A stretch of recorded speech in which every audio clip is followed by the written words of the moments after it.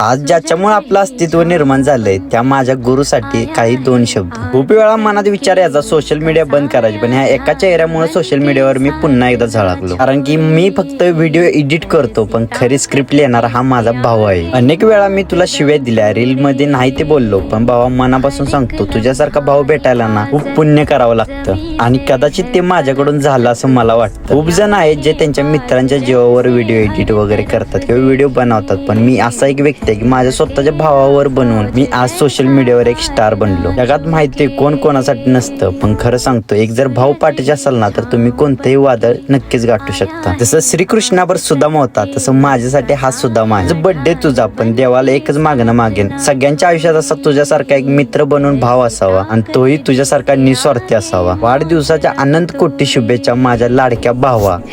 अकेला फौज जैसा वार ना चूके.